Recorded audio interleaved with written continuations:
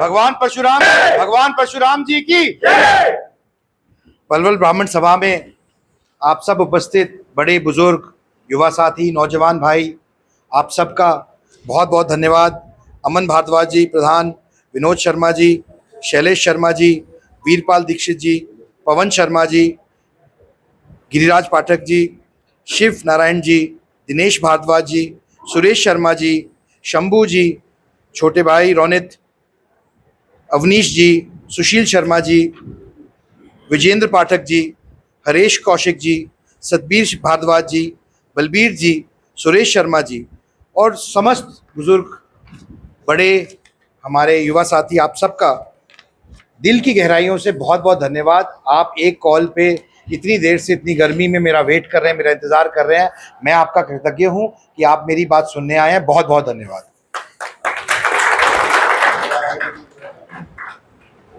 मेरा आने का आज का उपलक्ष्य, मुख्य उद्देश्य आप लोगों को न्योता देने का है, जो एक विशाल कार्यक्रम भगवान परशुराम जी के जन्मोत्सव के उपलक्ष्य में मनाया जा रहा है करनाल में आने वाली 5 तारीख को। तो मैं आपको उसका न्योता देना चाहता हूं। आप सब सादर आमंत्रित हैं।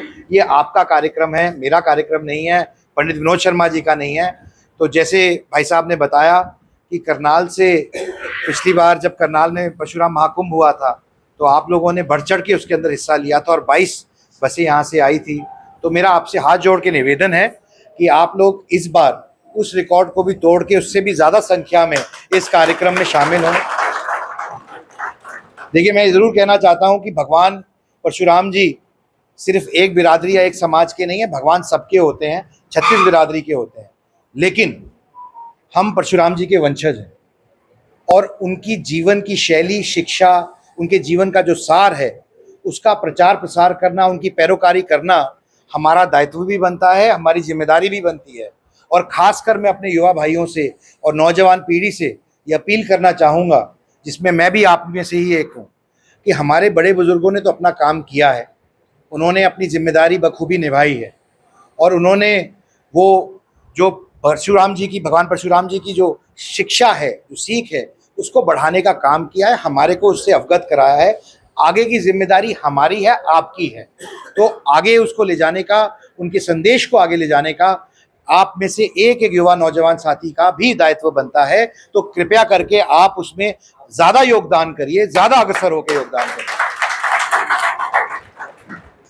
मैं बहुत ज़्यादा तो नहीं कहूँगा, लेकिन मैं कुछ बातें आपके समक्ष ज़रूर रखना चाहूँगा। जब भाई साहब ने कहा कि सबका इंट्रोडक्शन कराएं, तो जब आप लोग मेरे लिए इतनी देर से इंतज़ार कर सकते हैं तो मैं जाकर आपसे क्यों नहीं मिल सकता। और मुझे बहुत अच्छा लगा आप सबसे मिलके। इसी बहाने से मैं भी उतना ही उत्सुक हूँ आपसे मिलने के लिए जितने आप उत्सुक थे। तो जो प्यार और आशीर्वाद आपने दिया है, मुझे ऐसा नहीं लगा है कि मैं पहली बार पलवल आया हूँ, मुझे ऐसा लगा मैं अपने घर में आया हूँ और मेरे बड़े बुजुर्ग मुझे उसी तरह से आशीर्वाद दे रहे हैं। देखिए, मैं कुछ बातें रखूँगा। जो पौधा ईपीवीजी का पंडित विनोद शर्मा जी ने लगाया था, मैं उनका उदाहरण इसलिए देना चाहता हूँ क्योंकि मैं भी उनसे सीखा हूँ। बहुत से बड़े बुजुर्गों ने कामना की कि बड़े हो, आगे बढ़ो। तो मैं आपको ये बात बोलना चाहता हूँ कि ना तो मुझे पलवल से चुनाव लड़ना है, ना मैं आपकी वोट मांगने आया हूँ। मैं तो आपका प्यार और आशीर्वाद मांगने आया हूँ सिर्फ। और मैं आपको आश्वस्त करके जाता हूँ कि जो भगवान ने मुझे क्षमता दी है, जो सक्षम बनाया है, उस क्षमता के हिसाब से कोशिश करूंगा कि आपका कोई भी काम हो उससे बढ़ चढ़ के आपकी मदद करने की कोशिश करूंगा, ऐसा प्रयास करूंगा। तो मैं पद की बात कर रहा था। मैं पद तो इतना महत्वपूर्ण नहीं है। मैं आज सांसद हूं। मैं सांसद के नाते से आपके बीच में नहीं आया हूं, किसी मुख्य अतिथि के नाते नहीं आया हूं, आपके भाई बेटे के हिसाब से आपके बीच में आया हूं। और ऐसे ही यही सरोकार बना रहे, यही मैं चाहता हूं और किसी चीज़ की कामना नहीं। पंडित विनोद शर्मा जी ने इसका बहुत अच्छा उदाहरण हमारे सामने प्रस्तुत किया। पंडित जी सिर्फ एक एमएलए थे जब उन्होंने ईपीवीजी का पौधा लगाया और उसको पारित कराने का काम किया सरकार से लड़के। तो मैं आपसे भी यही निवेदन कर रहा हूँ कि आदमी की अगर नीयत साफ हो और दृढ़ निश्चय हो और भगवान परशुराम जी का आशीर्वाद हो तो कोई कार्य असफल नहीं होगा, कोई भी कार्य इम्पॉसिबल नहीं है, उसको किया जा सकता है। सच्ची निष्ठा से करें। मैं भी प्रयासरत हूँ कि मैं जो भी काम शुरू किए थे पंडित जी ने, जैसे कि ईपीबीजी का जो पौधा लगाया था, उसमें तकनीकी त्रुटि की वजह से लगभग 800 बच्चे वंचित रह गए थे। सब भाइयों के प्रयास से लगभग 600 बच्चों की नियुक्ति हो चुकी है उसमें से, और 200 बच्चे शेष बचे हैं। हम लोग प्रयासरत हैं और उम्मीद है कि जल्द से जल्द वो उनकी भी बहाली हो जाएगी, उनकी भी नियुक्ति हो जाएगी। मैं आपको आश्वस्त करता हूं कि जब तक नहीं होगा, मैं अपनी पूरे ताकत से उनकी पैरोकारी करूंगा और ये प्रयास करूंगा कि जल्दी से जल्दी उनकी नियुक्ति हो सके। चाहे वो इंटरव्यू सिस्टम, जो इंटरव्यू की एक कुरीति थी, उसको ख़त्म करने की बात हो, चाहे धोली की मालिकाना हक की बात हो, बाबूजी ने हमेशा गरीब आदमी की और पंक्ति में खड़े आखिरी व्यक्ति की और समाज की सोची है। मैं भी आपको आश्वस्त करके जाता हूं कि मैं भी गरीब व्यक्तियों के लिए, गरीब आदमी के लिए और अपने समाज के लिए हमेशा अग्रसर रहूंगा, आगे बढ़ के काम करूंगा। आप लोगों का आशीर्वाद बना रहे। मुझे पलवल आने का मौका तो पहली बार मिला है, पर अब ये नाता बन गया है, अब आना जाना लगा रहेगा, आपसे मुलाकात होती रहेगी। बाबूजी तो आए हैं जी। मेरा तो राजनीतिक सफ़र 2 साल ही पुराना है जब मैंने शुरुआत की। मैं ये भी कहना चाहता हूँ कि जब मैं सार्वजनिक जीवन में आया, लगभग अभी पूरे 2 साल भी नहीं हुए हैं, और जब मैंने चुनाव लड़ने का फैसला किया तो मैंने इसी उद्देश्य के साथ किया था कि अगर मैं गरीबों के काम नहीं आ सकता और अपने समाज के काम नहीं आ सकता, तो समाज सेवा या राजनीति या सामाजिक सरोकार व्यर्थ है, किसी काम का नहीं है। अगर मैं अपनों के काम नहीं आ सकता तो क्या फ़ायदा। तो मेरे प्रयास रहेंगे, प्रयास कर भी रहा हूँ, आगे भी करता रहूँगा कि मैं जो भी आपकी भावना है उसको सही पटल पे रखने का काम करूँ। इसी तरह से जब मुझे पता लगा कि समाज में कुछ रोष है कुछ विषयों को लेकर, तो मैंने समाज के रोष को समझने की कोशिश की, चेष्टा की, और उसी उपलक्ष्य में मैंने लगभग 1.5 साल पहले भगवान परशुराम जी का महाकुंभ का आयोजन करनाल में किया था। मैं 5 से 6 हफ्ते 22 ज़िलों में घूमा, मैं आपके बीच में गया, मैंने युवा साथियों से, बड़े बुजुर्गों से, सबसे बात करने की कोशिश की और समझने की कोशिश की कि किन विषयों को लेकर रोष था समाज में। तो मुझे समझ में आया कि जो डिमांड थी समाज की वो जेन्युइन थी और बिल्कुल ही जायज़ थी, लेकिन किसी ने भी उसको सही पटल पे, सही जगह पे रखने का काम नहीं किया। तो मैंने आप सबके आशीर्वाद से और प्रयासों से जो परशुराम महाकुंभ का आयोजन हुआ, तो मैंने 13 डिमांडें माननीय मुख्यमंत्री जी के सामने रखने का काम किया, और मुझे खुशी है कहने की कि उन्होंने 13 में से 10 डिमांड वहीं स्टेज से ही मानने का काम किया, जिनमें से अधिकांश डिमांड कार्यान्वित भी हो चुकी हैं।